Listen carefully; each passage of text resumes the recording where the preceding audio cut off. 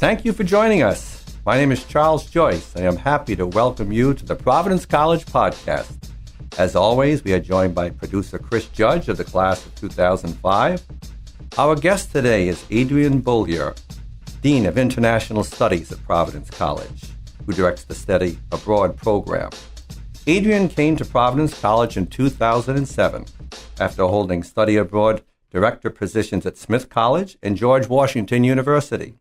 He is a member of the Forum on Education Abroad, a trustee for the Institute for Study Abroad at Butler University, and has served on the advisory board of the Council for International Educational Exchange. He brings more than 20 years' experience in the field of study abroad and 30 years' experience in higher education. Welcome to the podcast, Adrian. Thank you, Charlie. We're delighted to have the opportunity to talk to you about study abroad at PC, which by all accounts is thriving and continues to expand.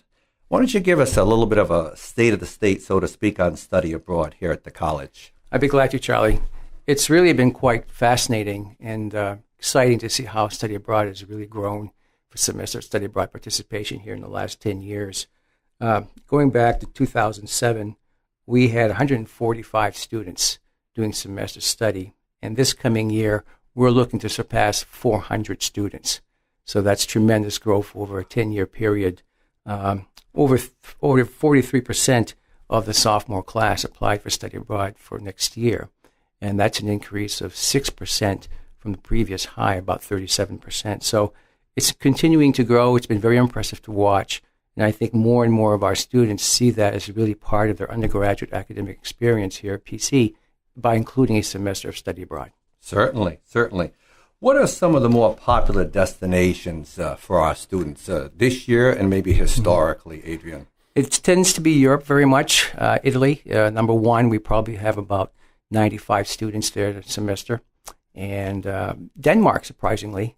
We use one program in Copenhagen, which has proven very popular. It's a really good, strong academic program across a number of disciplines. So Denmark is pretty much number two, and Spain is also probably our third country of destination for students. Great. Do we have many locations beyond Europe? We make them possible. Now, our students, unfortunately, not that many have taken advantage of those opportunities, but increasingly so. We're seeing small numbers in Asia. We have 2 students in Thailand, for example, this semester, students in Cape Town, Australia, and New Zealand, China. So it is growing slowly to other world regions. Excellent. That's wonderful to hear. I imagine that just takes some time. You referenced just a few moments ago the number of students that we had in your first year, and I was wondering what is the time frame in terms of when did Providence College in your duration here, Adrian, actually start to begin to experience an appreciable uptick, I'll say, in student participation? I would say that was probably the year of 2011-12 academic year.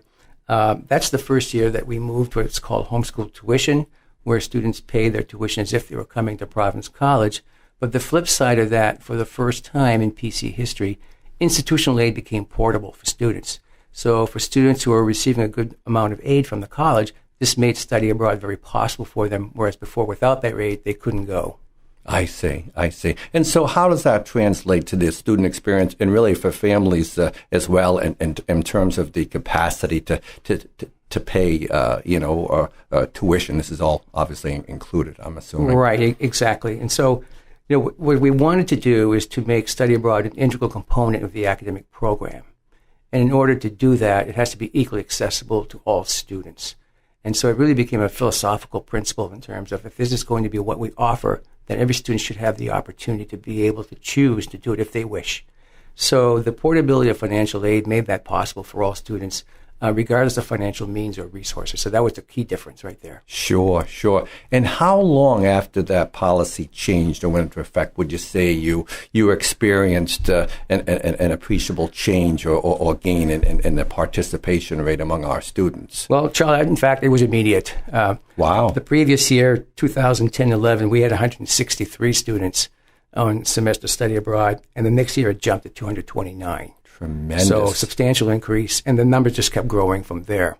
So clearly it was very successful, and clearly what made students were now able to do this, and they took advantage of the opportunity. Wonderful. Excellent. Well, obviously a very good move on the college's part. Absolutely.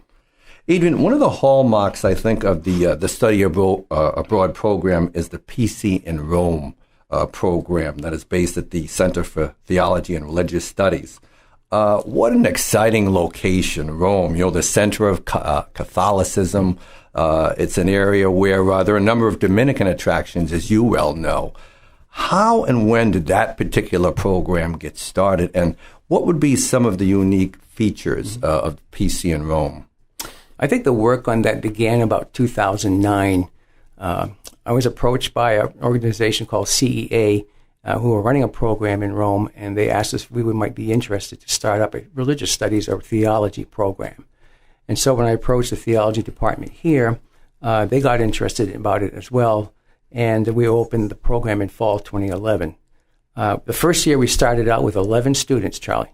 And now next year we're going to be at capacity with 50 students each semester. Wow. So in about 6-7 years' time, we've reached the capacity already for the program. It's just terrific. Unbelievable. And what are you hearing from students in terms of the Rome experience? What is the appeal, you think, for them? Well, I think because it is a PC program, I think that has natural appeal to many of our students. And secondly, we've had a professor in residence each year during the course of the program. While that component is going away next year in the future, I think that's also been an attraction to our students to have a PC professor in residence teaching some of the courses there. And I think for our students, that's a deal breaker, or a deal maker, I should say, in terms of wanting to go to be in Rome. Sure. And it's my understanding, too, that there are other faculty members involved who aren't necessarily affiliated with Providence College. Is that right at the center in Rome? Yes, that's right. So there are a number of adjunct faculty who are hired to teach the other courses for the program. So students are required to take an Italian language course. They take a New Testament course. It's the core course for the program, New Testament in the Eternal City, which includes site visits throughout the city of Rome as part of the course. And then they take 3 other elective courses. Wow. So that's really quite a variety of I'll say, academic opportunities, not necessarily reflected directly with classroom work, but they're able to avail themselves to, it sounds to me like, experts and scholars locally. They're able to go on tours of Rome and beyond. Can you speak a little bit about the beyond academic experiences, yet somewhat related to their coursework? Well, now some study tours are built into the program. So, for example, next week the students will be going to Bologna over the course of the weekend, and they'll have some assignments that are related to one of the courses they're taking at the same time. So it's not just going to visit or be touristic. It's also with an academic purpose in mind in terms of an intentional structured activity or assignment that they have to carry out as part of the trip. So that changes the nature of the trip, obviously, when you have students really doing some work that's going to tie back into their existing coursework. I see. And sometimes there are actual people, audience as well, or the opportunity to experience that. Is that not the case? Yes, it is. And I think that's really been one of the exciting components for the program is that every semester the professor arranges a papal audience and knows how to get there, get the students lined up, have a PC pennant or that sort of thing. So PC stands out in some way in the crowd. And in fact, on some occasions, the Pope has actually stopped to talk to the students, recognizing Providence College. So I think it's a highlight of the semester for the students to have this experience. And we're really happy that we can include it in the program. Good. And for the students who study abroad in Rome and other places, Germany, or wherever, does there tend to be a concentration in majors, Adrian, or is it more the case where there's just students coming from all walks of academic disciplines here? Yeah, I think all of the disciplines here at the college are represented. The students who are studying abroad, Charlie, but perhaps the greatest change has been in the business school. They used to make up about 25% of the students going on study abroad, and now they're at 50% or so. So the tremendous growth has been there in the School of Business. That's a really high percentage. What might you attribute that to? I'm not really sure what that might be, but we've been able to find programs with business-specific courses that fulfill curriculum requirements, School of Business requirements. And I think also the opportunity to do internships has been a really exciting opportunity for students. So it helps them to get a leg up perhaps on their peers who may not have that kind of international experience. So for them, I think this is a great opportunity to distinguish themselves from their peers. Could you describe the typical semester study abroad experience for our students? Academically, culturally, otherwise, what does it kind of look like for them when they go abroad? Well, it's not all that different from the typical college semester, I would say, Charlie. With the one major difference that our students are able to include or do a lot of travel, independent travel, on weekends to other European countries or places, locations. So they do a lot more traveling there than they do when they're here on the campus. So that would be perhaps one different feature, clearly, that our students are really taking full advantage of. Great. And how about the living conditions for our students? I would imagine it varies from location to location. Are the students staying in nearby apartments to where they're studying? Are there on-campus residence facilities in some locations? What are those living experiences like? You're right, Charlie. It does really vary by program. And some programs will have more than one housing option for students.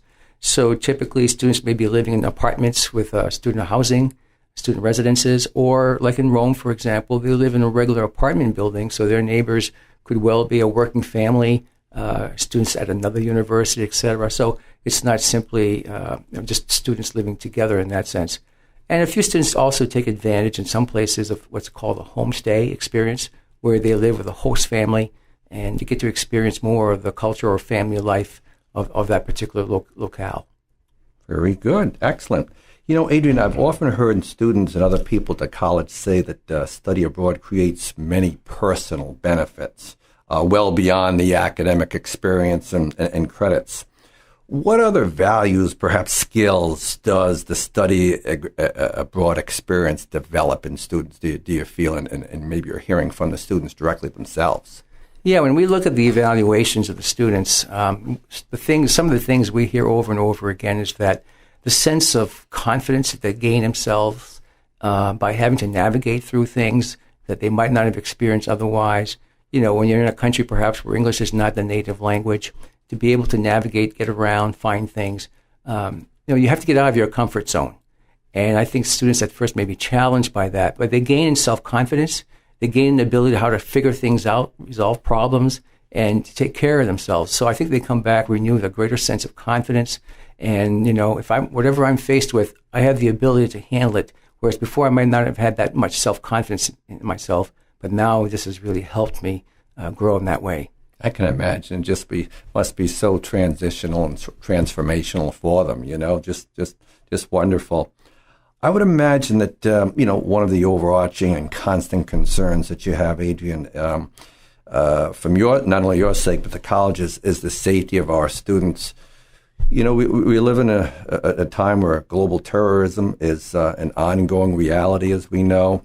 And even aside from terrorism, things like natural disasters can occur at any point. Can you talk to us a little bit about the safety of our students and perhaps maybe some of the protocols that are in place? Sure, Charlie. Well, we made a conscious decision not long after I arrived that we would work only with third-party program providers. And what that means typically is that they have people on the ground, a resident director or staff, perhaps even an office, depending on the size of the program. So in a sense, they become the first responder for the college if anything does happen to our students. So there's someone on the ground to be able to take care of things right away immediately, rather than us trying to do that from several thousand miles away, and how difficult that might be given time zone differences, etc. And that's so been really helpful because of the protocols they have in place, their programs, the communication channels they have with us at the college, with the families. And that's really worked very well for us. Even we run our own PC programs today, we just expect something to go wrong rather than hoping nothing goes wrong. So you have to be prepared in a different way than perhaps maybe than 10, 15 years ago. Now you have to just have the mindset that, you have to be prepared for something to go wrong. I can imagine. Yes. Do you tend to hear from parents and other concerned members when an incident happens abroad, particularly in an area where, a parent, for instance, may have a son or daughter studying through PC? Yeah, we do. And I think that's been probably the biggest area of change, or one of the biggest areas of change for us, is that is outreach to families, to parents, even when we know that our students are not directly involved. Simply the concern, the fear, the anxiety that these situations evoke is just to reassure parents, and not only parents but alums, the college community itself, the administration. And so we've become more preemptive in terms of getting the word out when these things arise, just to reassure everyone. Most of the time is all it's needed, but just to let everyone know our students are safe, they're being taken care of, and we're on top of it. Yeah, I would imagine that's extremely important to families, and I'm sure you're a fine resource and a very sensitive one at that when these kind of circumstances occur. You know, Adrian, so many times we hear references from alumni about their study abroad experiences.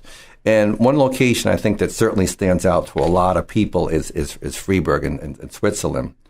How far back does the history of study abroad go at the college? And in general, what do alums tell you about the impact of their experiences of studying abroad?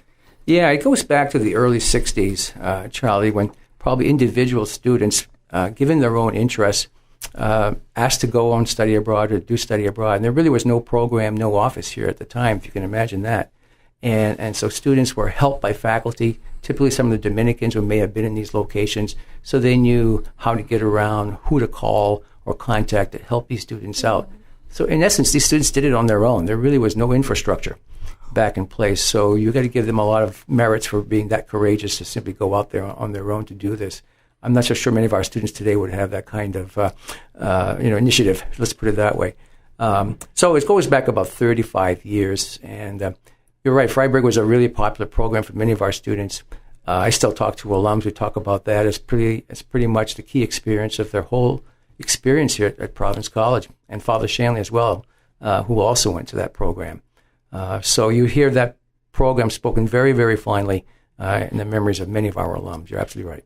Yeah, and correct me if I'm wrong, but on occasion, aren't there small groups, whether it's Freiburg or elsewhere, that get together on occasion? I mean, has the experience kind of gotten to that level where, every now and then there are these get-togethers or special bonds have created as a result? It really has, Charlie. I know of some alum groups, depending which class year, that they continue to get together even now, 40 years later. So that's quite impressive, and you can see the bonding that took place and how transformational the experience was for these people. And so you can see this has become a lifelong, cherished memory for them, and they've remained friends ever since. That's wonderful. Just wonderful. You know, Adrian, unfortunately for us here at the college, you've announced plans to retire at the end of this June after an outstanding career here and elsewhere. As you look back on your experience at PC in particular over the last 11 years, what are some of the milestones, the accomplishments, and perhaps memories that stand out to you in your service and time here? I think there were a couple, Charlie. Surely the move to the homeschool tuition and financial portability that we talked about earlier was really probably the seminal moment that really changed the whole culture of how study abroad was seen here at the college. And number two, I would say the greater involvement of faculty now. We've had so many different faculty initiatives over the last 10 years, which didn't exist prior to that. So now our own faculty are taking students abroad, running particular programs, short-term programs. And so that's become very, very popular. So that would be another area. And thirdly, I think the kind of experiences that students may find now, rather than just strict academic in the classroom kind of experience, between service learning, internships, or other experiential learning opportunities that take them out of the classroom into the host community, the host culture, I think that's also changed the great experience that students are having. So I would say those three probably stand out to me as the most important things. And what it's all led to, frankly, is the transformation of Providence College from perhaps, a small liberal arts, fairly quiet college. And now we can really say about ourselves that we are a world college. Excellent, excellent. That reference you made to the faculty involvement, is that something that was kind of a concerted effort, that it happened naturally? And in general, what are the kinds of numbers or percentages perhaps among our faculty who have gotten involved in study abroad? Yeah, I think there were interested faculty in wanting to do this international programming, but I don't think they knew exactly how, perhaps. So they just needed the opportunity and maybe some help with the logistics, that sort of thing. And so, once a couple of faculty members have good experiences and other of their colleagues get interested as well, so it built up a little bit that way in terms of seeing what their colleagues are doing and saying, oh, gee, I can maybe do that as well. And so the interest has grown immensely. Hopefully we can continue the growth in all these areas. But it's exciting to see that our faculty now see themselves equally involved in international education here. Yeah, what a wonderful involvement. I think a very natural extension of the classroom as well, I might add. Having said that, what do you feel the face of study abroad at Providence College looks like going forward? What would you envision the program looking like? Perhaps maybe 10 years or so from now, or from your perspective, what would you like to see to evolve further into? Well, I think perhaps maybe more engaged opportunities, as we just talked about earlier, Charlie, would be terrific. The new PC 200 plan is being formulated, the new strategic plan, and I'm sure they will have some initiatives there. So I think it's a natural good time for me to leave in the sense of a new successor, a person can come in on the ground floor and hit the deck running with these particular initiatives, whatever they may be, in the plan. So it makes for a nice transition and to allow my successor the opportunity to get in on it right away and then build whatever the next steps are going to be. Sure. Over the years, how many miles do you think you've logged, Adrian, airplane miles? And roughly, have you kept track of how many countries you have visited, particularly within the guise of international education and study abroad? Well, I've kept track of the countries, and I'm up to 45 or 47 right now, and 45. Several of them many times, actually. So I've been very fortunate with that.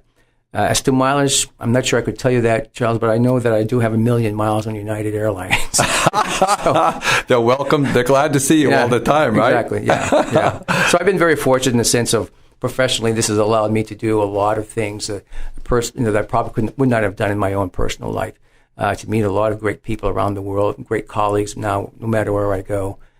So that's also one of the great blessings, I suppose, of having had this kind of career. Sure. And have you had a chance to stop and think a little bit about what you'd like to do hereafter?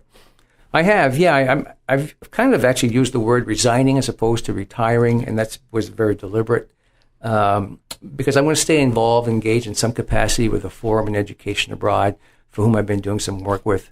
And so I can do a little bit more of that if I wish.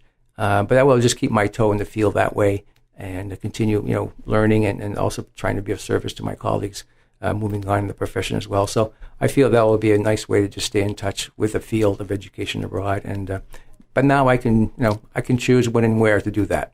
Great.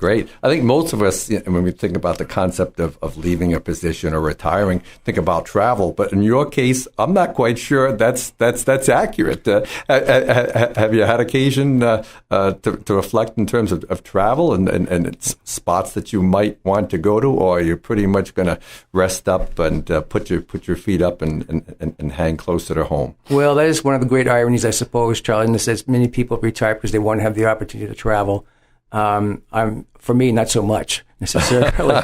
So I've had many opportunities to do that, but I may be more selective now, or go to places where I haven't been, or places that I found that I really would want to return to again. So it's been very fortunate to be able to have those opportunities. Adrian, thank you so much. We really wish you the very best of luck in your future endeavors and plans. We thank you for being with us here today.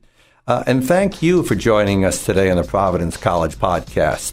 You can subscribe to the podcast at all the usual places, and they are available on the college's YouTube channel. Feedback is welcome at podcast@providence.edu. Thanks again to our producer, Chris Judge. I'm Charlie Joyce. Until next time.